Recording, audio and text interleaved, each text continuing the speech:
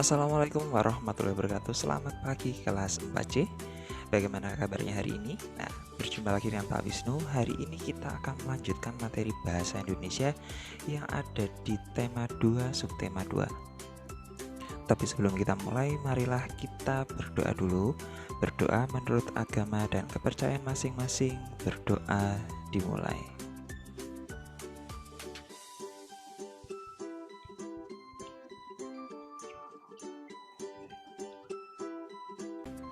Berdoa selesai. Oke. Nah, sebelumnya Pak Wisnu sudah menugaskan kalian untuk mengerjakan buku tema halaman 71, yaitu tentang membuat petunjuk cara menghindari bahaya listrik. Nah, hal-hal apa saja yang bisa kalian lakukan untuk menghindari bahaya listrik? Kira-kira apa saja? Yaitu dengan cara apa ini? Bisa kalian mulai baca di sini. Nah, seperti yang pertama, apa yang kemarin dari gambar, tidak bermain listrik. Kok bermain listrik? Bermain layang-layang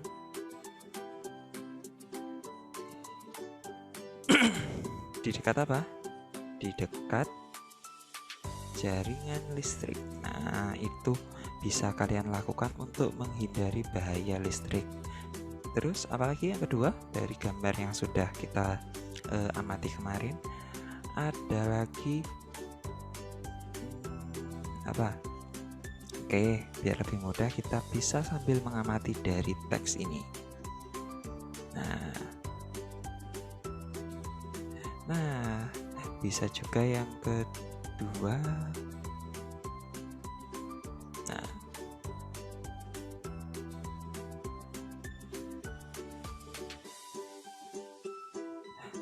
Menjauhkan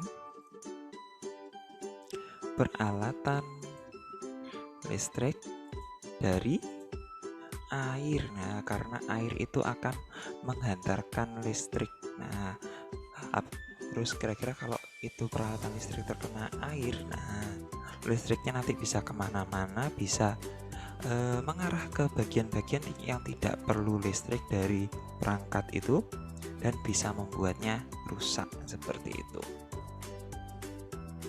Terus yang ketiga, nah kira-kira apa? Tidak bermain di dekat saluran listrik. Oke, apalagi kalau bermainnya manjat-manjat pohon, terus itu pohonnya dilewati aliran listrik, itu juga malah sangat berbahaya. Nah, yang keempat kira-kira apa lagi? Nah, selain listrik itu ada di jaringan listrik, ternyata ada juga listrik itu di mana? Di petir. Nah, berarti ya apa yang harus kita lakukan ketika mendengar suara suara gemuruh petir? Ya, segera masuk ruangan. Nah, ketika mendengar suara petir. Oke, itu beberapa hal yang bisa kalian lakukan untuk menghindari bahaya listrik. Oke. Nah, selanjutnya coba dibuka di buku tema kalian di pembelajaran 4 subtema 2 di halaman 73.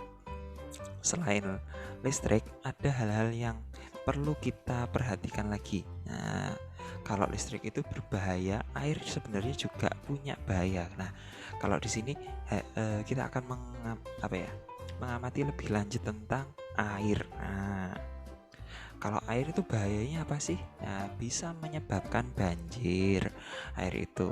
Terus bahayanya lagi apa? Kalau airnya itu tidak termanfaatkan dengan baik, terus kita membuang-buang. Nah, ketika waktu butuh dia nggak ada, apa yang terjadi? Ya, kita juga akan kesusahan. Jadi air itu kalau terlalu sedikit itu juga membuat susah. Nah, tapi kalau airnya itu terlalu banyak, nah itu juga membuat kita kesusahan, karena bisa membuat yang namanya apa? Banjir seperti itu. Nah, coba kita amati baik-baik di sini. Nah, di sini ada poster tentang menghemat air. Yang pertama, memanfaatkan air secara optimal. Pastikan keran sudah tertutup setelah digunakan. Oke. Jadi, memastikan bahwa air itu tidak ada yang terbuang percuma. Nah, terus yang kedua, lebih hemat air. Gunakan mesin cuci saat bagian kotor telah cukup banyak. Jadi, menggunakan air itu sesedikit mungkin. Nah, kalau kalian pernah mencuci baju sendiri, nah Pak Wisnu harap di sini semuanya pernah yang namanya mencuci bajunya sendiri. Itu bagian dari belajar hidup mandiri. Itu kalau jangan satu baju terus dicuci, terus dua baju langsung dicuci pakai mesin cuci. Itu akan itu namanya melakukan yang namanya pemborosan.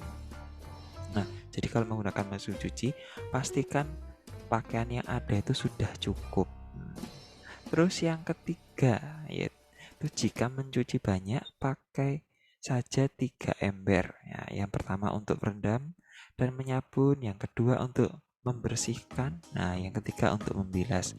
Jadi kalau di rumah kalian tidak memakai mesin cuci, nah pastikan menggunakan 3 ember seperti yang ada di sini. Ini supaya air yang digunakan itu paling sedikit dan baju tetap bisa bersih. Yang selanjutnya, mandi berendam paling boros air. Mandi dengan gayung 3 kali lebih boros. Usahakan mandi dengan pancuran dan tidak berendam. Jadi aktivitas mandi yang bisa kalian lakukan untuk yang paling menghemat itu adalah dengan menggunakan shower atau pancuran. Itu bisa paling hemat. Nah, tapi karena tidak semua di sini di rumahnya itu menggunakan shower atau pancuran, nah bisa disiasati dengan kalau mandi ya paling sedikit air yang digunakan, sesedikit mungkin, intinya seperti itu. Terus yang ke berapa ini? 5 selanjutnya, saat menggosok gigi, cuci muka atau mencukur, pastikan keran air tertutup. Nah, ini biasanya kalau menggosok gigi, mencuci piring itu pastikan kalau lagi nggak dipakai kerannya ditutup. Seperti itu. 1 menit air mengalir, 9 liter air terbuang. Nah, seperti ini. Jadi perkiraan ketika air mengalir dari keran itu selama 1 menit itu akan sama dengan air itu 9 liter. Kalau kalian tidak tahu 9 liter, kira-kira 9 liter itu ada 6 botol air mineral yang kemasan agak besar itu. Nah, itu ada 6 botol, itu sama dengan 9 liter atau setengah galon. Nah, itu juga 9 liter. Oke, yang terakhir, lebih baik mencuci mobil dengan lap dan ember. Nah, mengguyur mobil 15 menit berarti beratus-ratus liter air terbuang. Nah, jadi kalau di rumah kalian kalau mencuci mobil itu menggunakan air yang disemprotkan, nah itu sama dengan membuang-buang air. Nah, paling hemat itu jika kalian menggunakan lap dan ember. Nah, oke.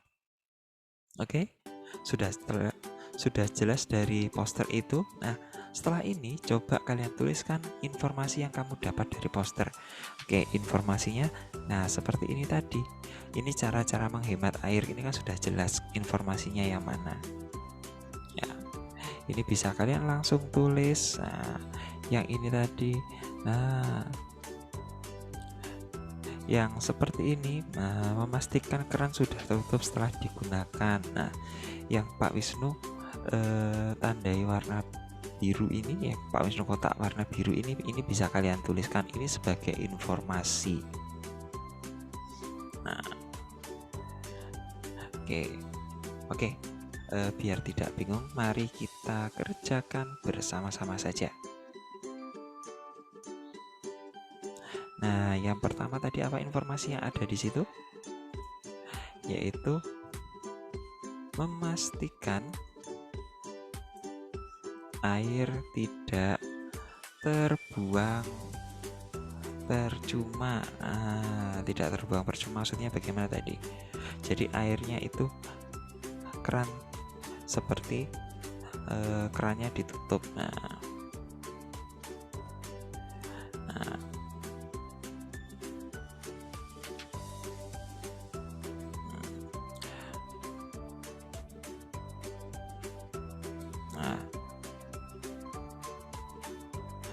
seperti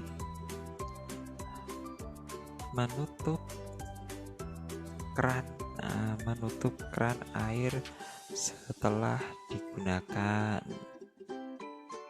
Atau gini, langsung aja, menutup keran air setelah digunakan. Yang kedua, mencuci dengan mesin cuci jika baju kotor sudah banyak. Nah, jadi jangan sedikit-sedikit. Yang ketiga, menggunakan 3 ember untuk mencuci baju. Nah, jika tanpa menggunakan mesin cuci. Oke, yang keempat apalagi tadi? Coba kita lihat sebentar. Oh ya,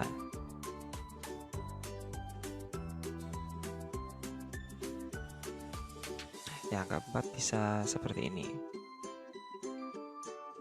Diusahakan mandi sehemat air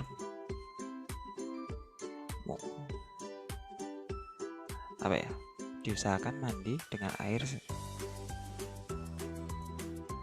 air sehemat mungkin. Bisa dengan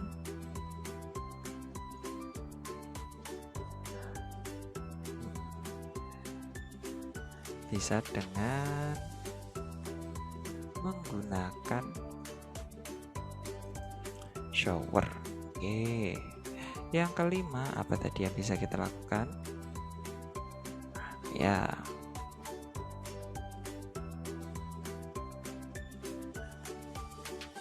menutup keran air saat cuci muka, terus apalagi tadi? Gosok gigi dan cukuran. Nah, biasanya cukuran ini ayah atau papa kalian seperti itu. Itu biasanya cukuran di di wastafel di kamar mandi. Yang terakhir, mencuci mobil dengan dengan ember dan lap. Ini yang bisa kalian lakukan untuk menghemat air sesuai dengan poster. Oke, selanjutnya adalah pesan yang ingin disampaikan dari poster tersebut. Nah, setelah ini coba kalian tuliskan kira-kira pesan apa yang bisa kalian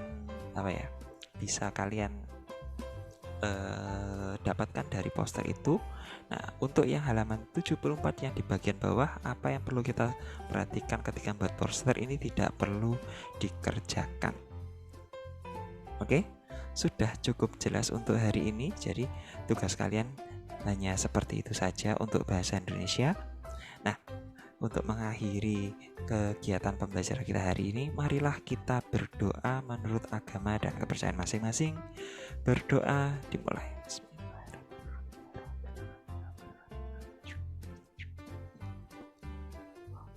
Berdoa selesai. Oke.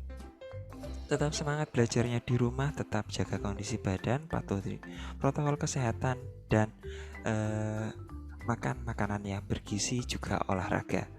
Pak Wisnu akhiri, Assalamualaikum warahmatullahi wabarakatuh. Selamat pagi. Dadah.